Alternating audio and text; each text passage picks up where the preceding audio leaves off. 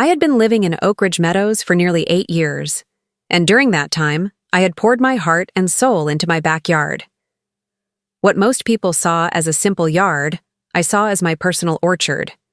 I'd planted apple trees, peach trees, a couple of lemon saplings, and even one rare Japanese plum tree that I had imported at a hefty cost.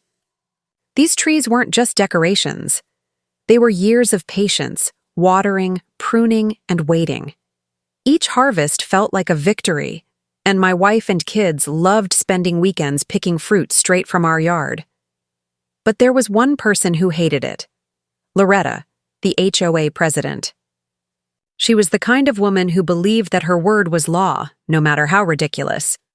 The HOA rules allowed ornamental trees, but she insisted fruit trees attracted pests and didn't fit the neighborhood's aesthetic.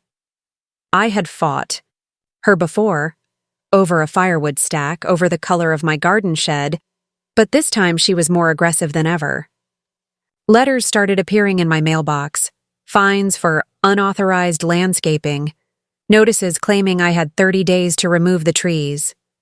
I ignored them because the bylaws didn't forbid fruit trees at all. I had checked every line. Still, Loretta wouldn't let it go. At one meeting, she stood up in front of everyone and said, "If we allow him to keep those trees, everyone will want orchards in their yards, and then this neighborhood will look like a farm." I laughed it off. I figured she was just being dramatic. But a month later, while I was away on a work trip, I came home to a nightmare. The backyard looked like a battlefield. My trees were gone, not trimmed, not pruned, gone. Stumps sticking out of the ground where years of work once stood. Wood chips scattered across the soil. Even the rare plum tree, the one I had babied for 5 years, was nothing but a splintered stump. My wife stood on the porch in tears. She told me she had woken up to the sound of chainsaws. Loretta had hired a landscaping crew and marched them right into our yard, waving papers around like she owned the place.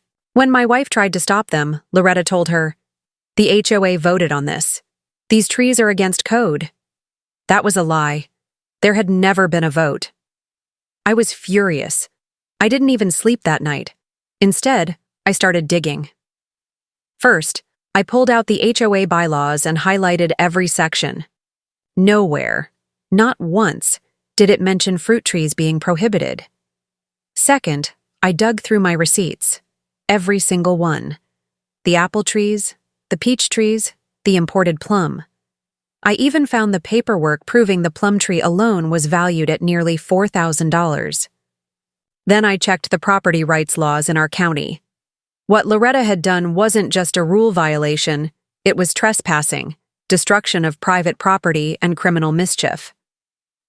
The next HOA meeting was 3 days later.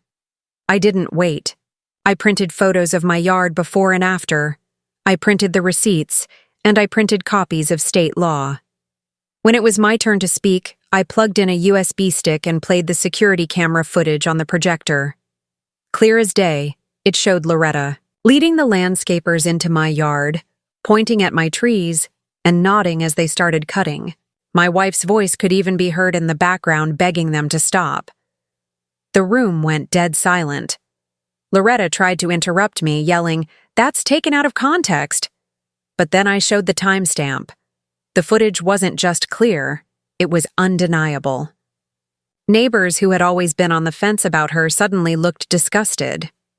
A man in the back stood up and said, "You realize what you did was illegal, right? That's thousands of dollars of property damage." Another neighbor pulled out his phone and started recording as Loretta sputtered and turned red. But I wasn't finished. I handed a copy of my file to the county sheriff, who had been quietly sitting in the back of the room. Turns out someone else had tipped him off about unauthorized HOA enforcement. He flipped through the papers, looked up at Loretta and said, "Ma'am, we'll be speaking very soon."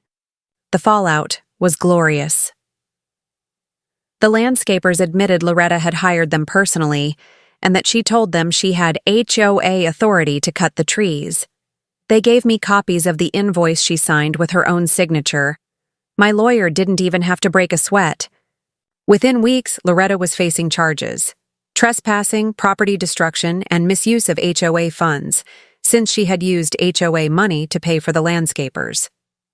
The court awarded me full damages, the cost of every single tree, plus additional compensation for emotional distress and property restoration.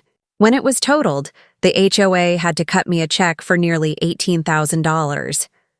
Loretta herself was forced to resign, and she lost her position permanently. And the best part? The HOA board voted to change the rules, not to ban fruit trees, but to protect them. My neighbors, who once rolled their eyes at my orchard, started planting their own. A year later, the entire neighborhood smelled of apple blossoms and lemon zest. Loretta had wanted to stop me from turning the place into a farm. Instead, she accidentally inspired one. I replanted every single tree, this time bigger and better, and right where the rare plum tree had once stood, I planted 2 more. Every time I see them blooming, I smile. Because sometimes, when an HOA tries to cut down what you've built, the best revenge is making sure it grows back stronger than ever.